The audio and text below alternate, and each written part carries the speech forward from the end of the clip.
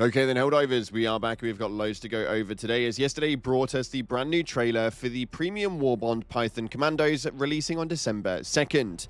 There were a load of details that we didn't know about it though, including a lot of the values and how some things would work, and we get that release out today. As well as that, we've got to talk about superstore items coming, and Major Truth is back on the scene again, putting more messages out on social media.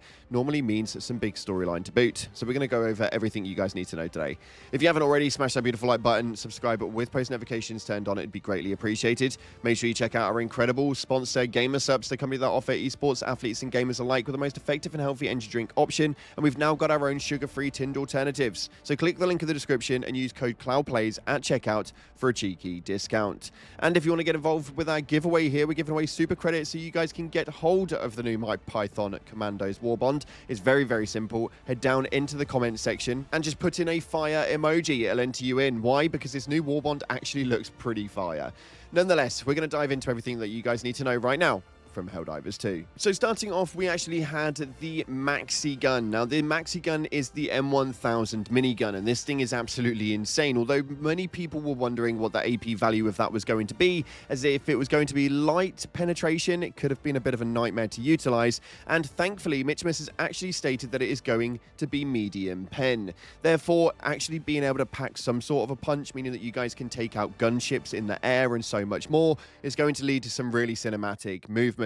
Not only that, but he also supplies the factor that you can resupply the backpack. There was a lot of conversation going on inside of the Discord with whether this gun was actually going to be expendable. It's not. You can refill it. It's going to be utilizationable, and once you run out of ammo, you are obviously able to resupply that back up. Although it's only going to be segmented, you're not going to be able to refill it back to the top with one supply, so I'm going to sense some greedy people there on the resupply packs, that's for damn sure. Moving in after that though, we've got to talk about the 1221. This thing was absolutely nuts, but it's a 2-in-1 assault rifle, and we were wondering where it was going to take its base. Now, it's in par with the Adjudicator, lower than the Tenderizer, but higher than the MA5C Halo weapon. The grenades are the exact same as the grenade pistol, so medium AP. That essentially does confirm, though, that the primary weapon itself is going to be light pen, as confirmed here by Mitchmas.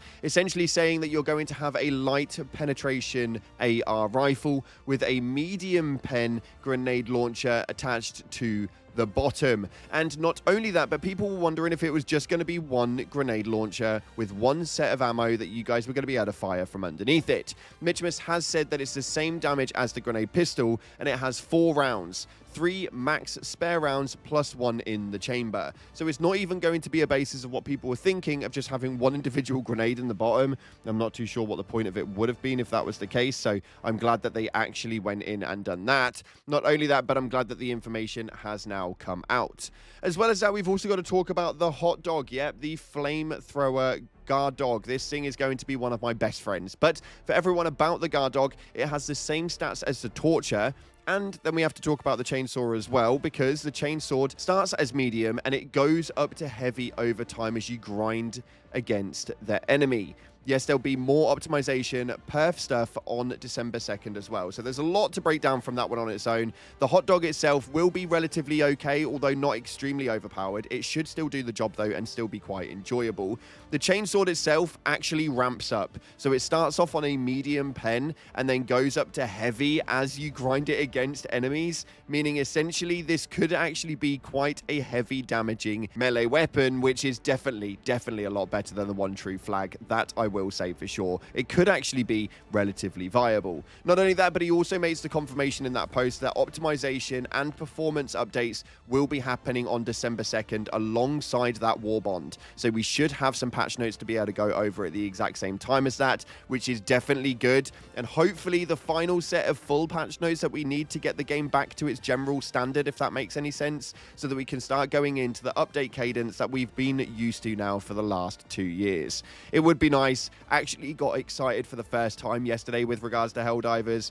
when we saw that Warbond trailer go up, I actually felt a bit of a flutter back again, and it was really, really nice to experience, as I've not felt any excitement for this game for quite a while. Now, the one thing they haven't announced just yet, or at least at the point of recording, is the superstore stuff, and this has been something that a lot of people have been asking questions about. Is there anything actually going to be in the shop? And Mitchmus has said that the shop stuff hasn't been announced yet, but it is a doozy. Now, I'm excited to see exactly what it is that comes from that. If it is already here, then, well, I'll show you it now, and then you'll probably get a bit of an additional point to this video. But yeah, I always really like the shop items, and I know that this is going to be an absolute winner with the way that this game has gone recently. They kind of have to make it that way now. And moving forward, Shams Georgiani took to the Discord yesterday for the first time since the 4th of this month and had a load of fun talking to you guys about, well, pretty much anything Helldivers and gaming related. But there was one thing that he did state that I wanted to draw attention to. Somebody asked if there were going to be more update to primary weapon customization, mostly like more attachments like heat sinks and other stuff. And Shams actually responded with a really weird message back. He stated, I hope so. Some people love customization, but fewer than we thought. Now, I don't know who it is that doesn't enjoy the fact that they can customize their weapons and add in additional stats and make things better. It really confuses me how it is that they've got any sort of statistics whatsoever that really proves that. It does intrigue me massively. If you guys do or don't enjoy the customization on weaponry, then do let me know via the comment section below. I think that it could be better, but I do think that it's a very good move for the game to be able to add those in. So much so that the weapons that come in with things like the Killzone gear or the Halo stuff, I wanted them to have more attachments. It's definitely something that needs to happen more so in the game. And finally, we've got to talk about story right here, because this one is a very, very weird one. For those of you guys who don't know, Major Truth was one of the biggest things to come into play when it came to the Illuminate attacking Super Earth. He disappeared for ages and just recently has started doing the odd post up again. He threw up another post just yesterday stating, wow, seems that we have a lot to discuss. I'm so touched that my beliefs are still shared and remembered by so many. I guess Major Truth was right all along. Ha ha ha. Let me think of a way of us to touch base underline. Maybe not here though. Who knows who might be listening? Now, this is the weirdest stuff ever. The reason why is because Arrowhead are renowned for utilizing social media and more as a way of being able to launch up the next parts of stories. The fact that Major Truth is back and is putting these cryptic messages is very, very strange to me, and it really leans into a very large narrative that we could be going down for a new Illuminate storyline. It makes no sense to me, but it actually does lean into what we've just recently received with the latest Warbond. As people are speculating a lot on the back end of the Python Commandos Warbond trailer.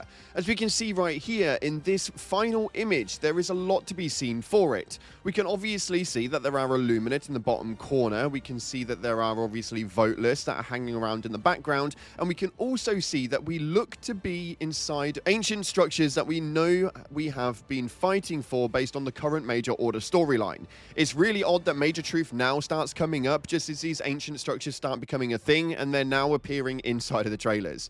I don't know about me, my tinfoil hat's just gone a little bit wild, but I want to know if you guys thought anything of this when you guys saw it. But we need to go into your top comments from the previous video. If you want to feature in the next one, get down to the comment section, put something relevant, and let me know what you guys are thinking to all of this stuff that's happening in the game. Let's dive in and see what's happening. As this first one states right here, you're up against the wall, and I'm the effing wall.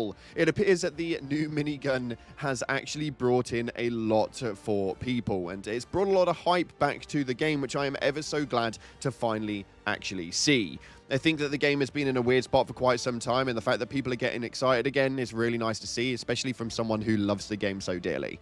This next one states right here, 220. Didn't see movement when firing the minigun, which makes sense. Probably that is the catch. Now, that is a very, very solid point, and it could actually lead into the basis of it being almost like a movable minigun, which looks like a bit like a turret. No, you essentially have to stand still, fire it as if you are a turret, but then it is movable by being able to run around with it. Hopefully, it doesn't slow you down too much. We'll have to wait and see, but that actually could be a very good drawback for the minigun that we've seen up until this point. point. And finally, this message states right here, they said it could not be done. They said it was too difficult, that the backpack would be impossible to code. I called it. I am heavy weapons guy, and that will be my weapon. Now, I am really, really glad that they've actually managed to do it. Arrowhead has been speaking about it for quite some time. Johan Pielestad mentioned this earlier in the year and said that it was going to be probably a little bit too difficult to actually achieve, and the community have just been constantly talking about a minigun with a belt-fed backpack that attached to it for so damn long that they had no choice but to actually make it, and I'm glad that they actually did. Putting it in a warbond with the chainsword as well, very, very good move. That's 2 birds, 1 stone. Thank you so much, Arrowhead. Nonetheless, unfortunately, that's all we've got time for today. If you haven't already, smash that beautiful like button and subscribe with post notifications turned on. It'd be so greatly appreciated. Thank you so much for being amazing. Appreciate you all, and as always, I'll see you in the clouds.